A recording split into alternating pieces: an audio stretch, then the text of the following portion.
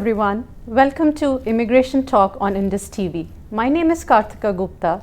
Today we have with us attorney Poonam Bhuchar. Hi Kartika. Hi Poonam, welcome to the show. Thank you. Hi, I'm Poonam Bhuchar. I run a small corporate immigration firm in Princeton, New Jersey. We represent a lot of Fortune 500 clients. I'm also of counsel to Schaefer and Lakin, in which we have access to 45 other attorneys that deal with corporate law, mergers and acquisitions, real estate law, employment law, anything that our clients may need. Thank you for having me on the show. So Poonam, I have been reading and going through this personally for some time that the people on H4 and L2 have had long extension delays, both for extensions of their visas and their EADs. Can you shed some light on that delays? Why are those delays happening? Yes, Kartika, you're absolutely right. The delays have been mainly since 2019 because the Trump administration implemented an additional requirement of needing biometrics for dependents. Mm-hmm. And the purpose of it was to make sure, according to them, that the dependents were the correct people to be in the country. Okay. In addition to this, if we add COVID-19 and the fact that the application support centers have been shut down and they're being reopened now, these are some of the things that have caused delays. Also, as you're aware, in October and November and December, there was a surge of green cards that were available and opened up. So there was a huge amount of EADs that were filed. And as we can see in the court case that was filed in federal court in Seattle, Washington, that there is a theory that the delays were done on purpose for H4 and L2 EADs because adjustment of status applications were still moving.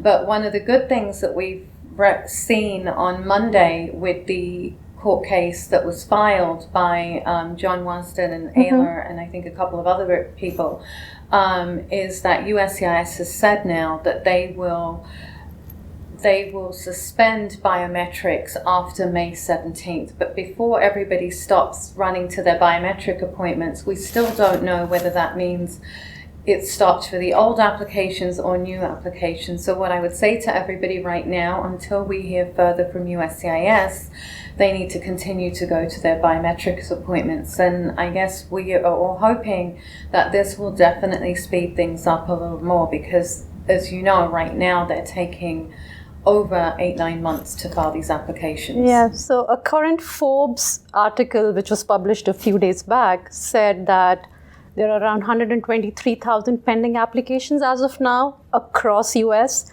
and the average processing time for those applications is anywhere between 11 to 14 months. And those number of applications are growing every day. They are not reducing. And people are not receiving biometric appointments for like 6 months down the line. Yeah. So it's actually exceptionally increasing the delays. Right, and you know, one of the things that has come out of those delays is that we see a lot of people suffer extreme hardship from this. People have gone from being 2-income families to being a 1-income family, and now people are losing their jobs because employers can't wait for employees to get their EADs renewed. Mm-hmm. So people are losing financially. A lot of people have mortgages they need to pay.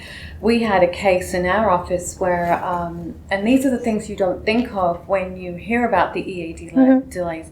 We had a case in our office that we were able to expedite, in which there was a couple whose wife couldn't renew her EAD on time, and because of it the employer was trying to hold on to the job, but she had 2 children with special needs, and her income was solely being used for those special needs kids. So these delays have had huge impacts on people's families.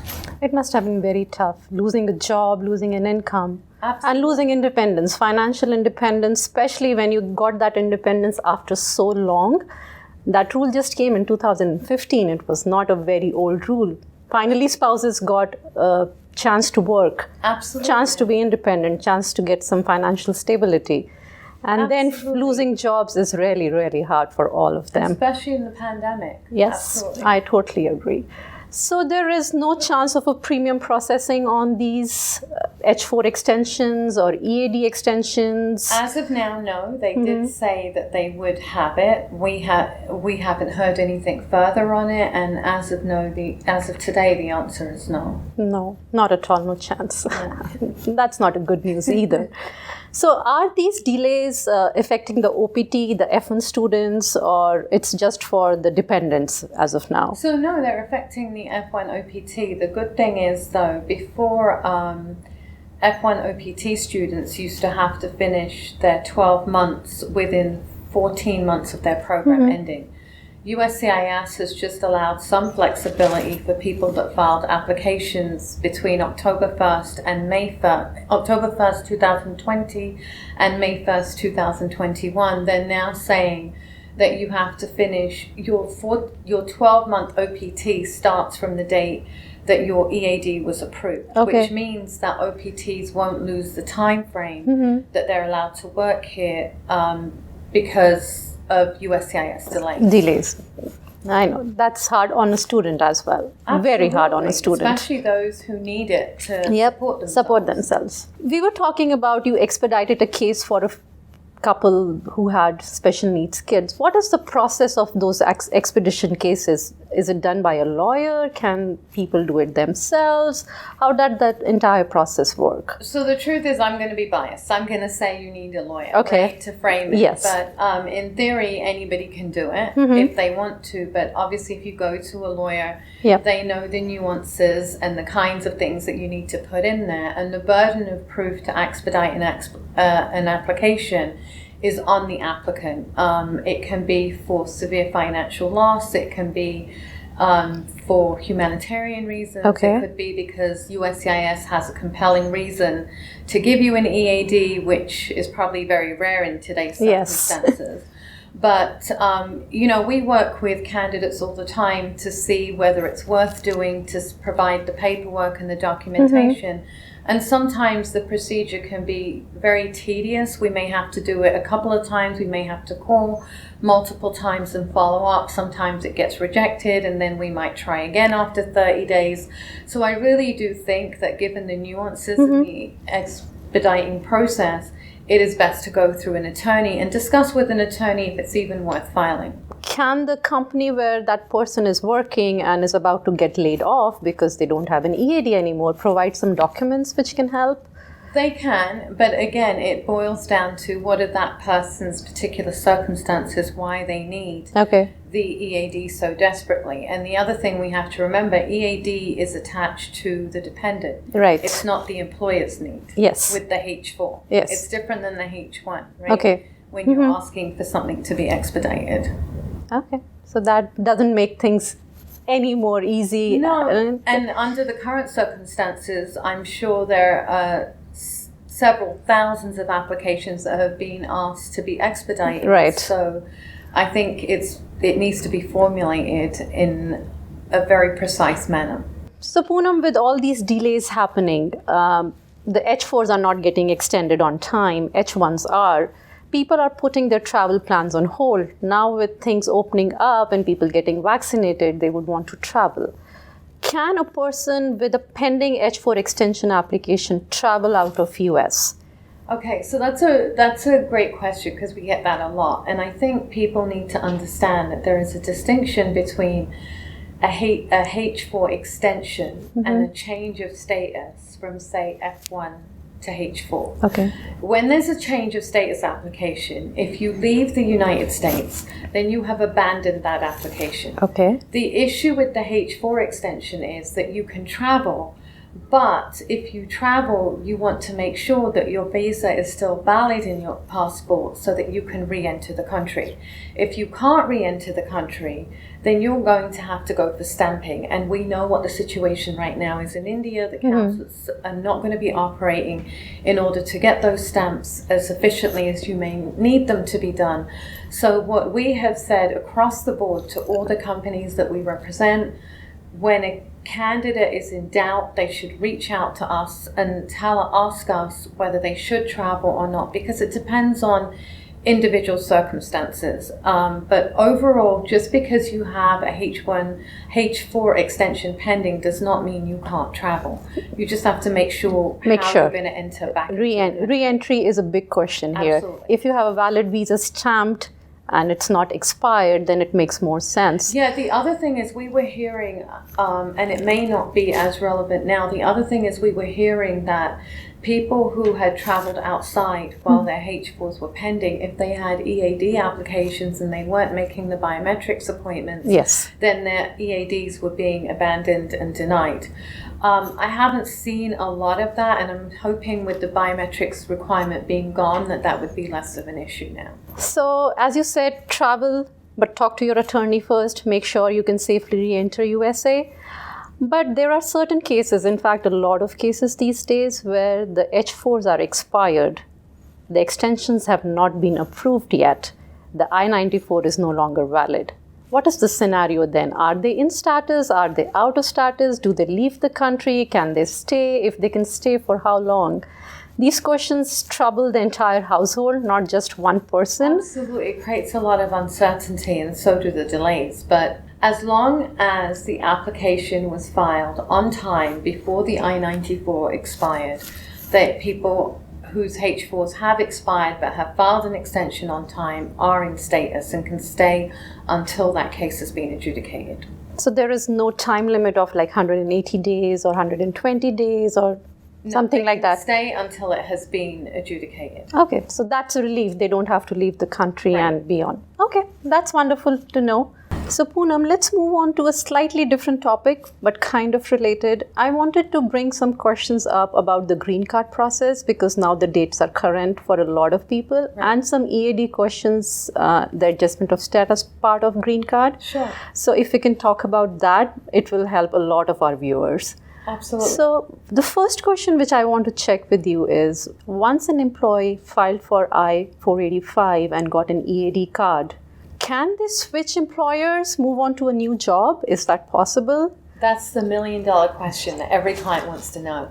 So once your 485 has been pending for 180 days, the AC21 rule does allow you to change employers in a same or similar position. Okay. And again, we can't go into the depth of what that means in this show, but basically consult your attorneys. They will look at your perm applications and they will assess whether where you want to move is in the same or similar position.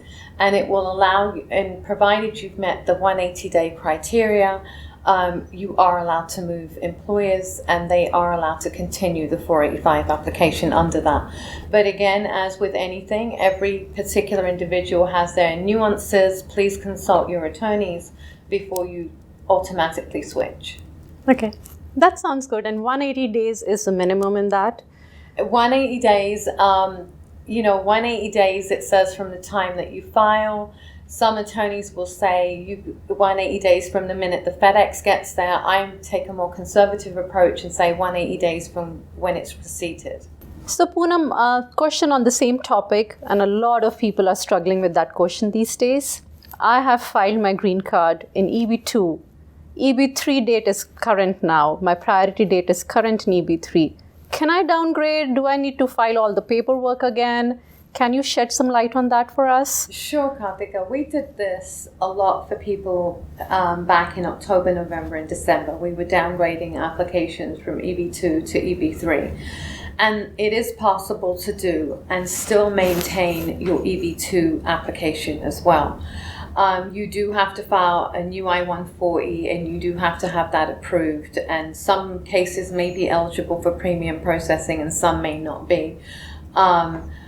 But again, with that, I think it's a good option to discuss with an attorney to see how close you are to the EB2 priority date becoming current and if it is worth you downgrading, because we also have to remember that back in October, November, and December, so many people downgraded to EB3 that I would imagine that there's going to come a time when EB3 gets immensely backlogged and EB2 may move. So I think it's like a chess game, right? Right. Which one to do first. Which piece to move right now. Exactly. Yes. So I think you can file it. There's no downside to it outside of paying the application fees yes. and do it, and then you can always later upgrade the petition if you need to. So it's absolutely possible, but please consult with an attorney before you do so. And a law firm like yours can help people make that decision, right? Yeah, I mean, we take the whole case and we'll analyze it and tell you truthfully whether you should or shouldn't. Okay, and that should put a lot of people at ease if they can downgrade and get a green card sooner, because the waits have been really, really long over the last few years. Right.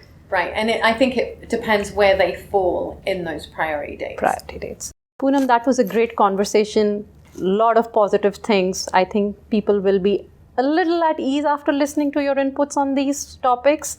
But we still have a couple of questions from the audience which they would like to check with you. If you could answer those questions, it will be really great. Absolutely, I'd love to. So Poonam, here is the first question from our audience.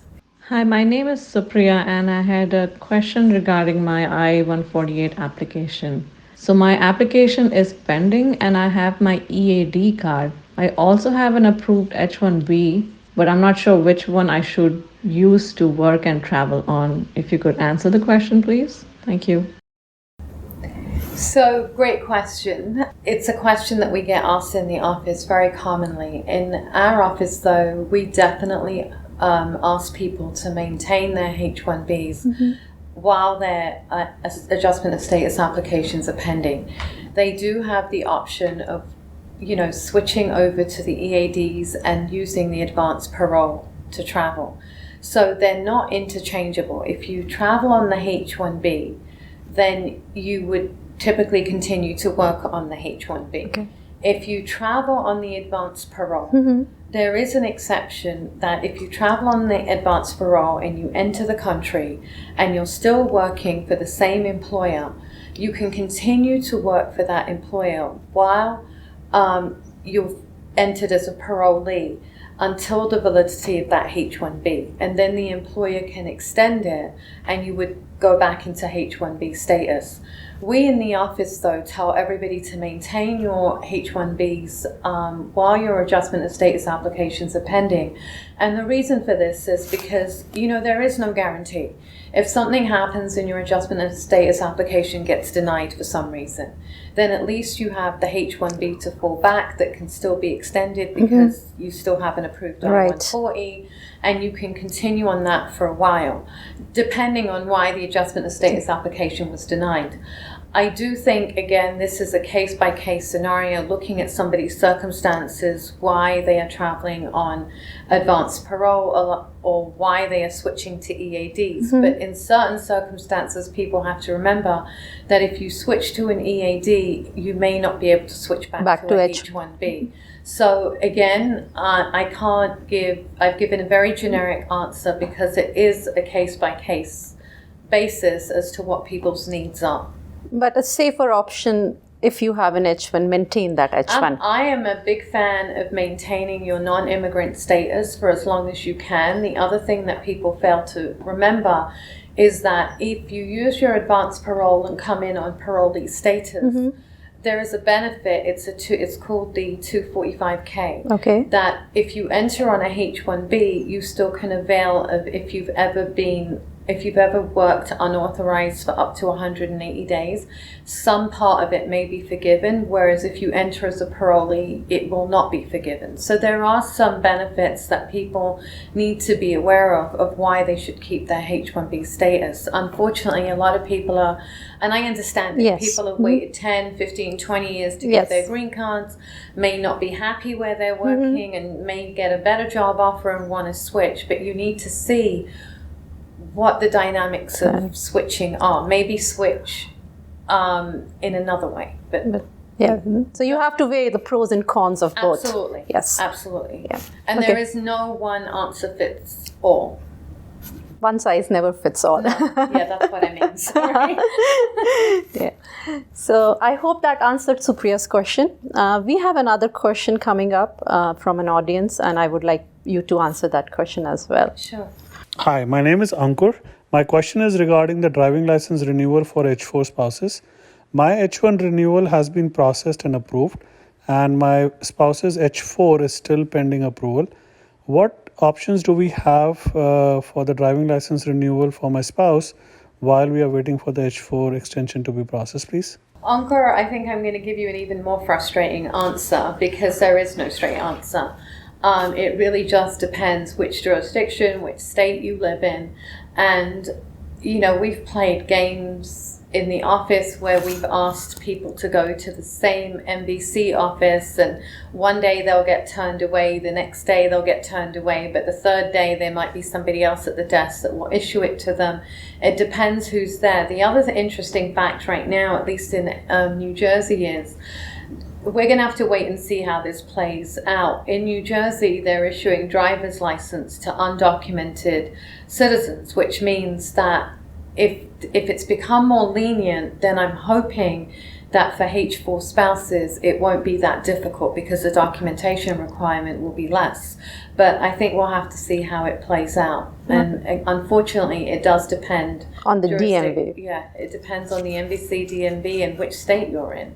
So they lose their work and then they are on the verge of losing their driving licenses. So things are not getting easy for them on any front.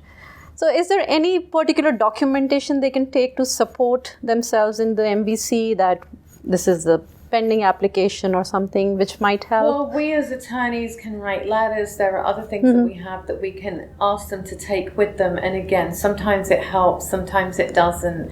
It just depends jurisdiction to jurisdiction. Okay. But I am hoping with the biometrics not being needed. Anymore after May 17th, and obviously we're waiting for USCIS to come out with the criteria, but I'm hoping things will move faster. Yep, I'm hoping so too. Yes, so kudos to everyone that filed this case. Yes. Because it's definitely helping people. Yeah, it's not a few people, it's like 120,000 plus people, and numbers keep getting up every day. Absolutely, I suspect it's higher than that, but yes, hopefully things will get better for people. That's it for today's show. Thank you so much, Poonam, for being here, being part of such an important conversation which is affecting so many lives these days. Thank you so much for being on our show. Thank you, Kartika, for having me. It's been a pleasure. Thank you. Please feel free to reach out to Poonam for any legal consultations. Her email address is poonam@bhucharlaw.com. Signing off from today's show, this is Kartika Gupta. Thank you.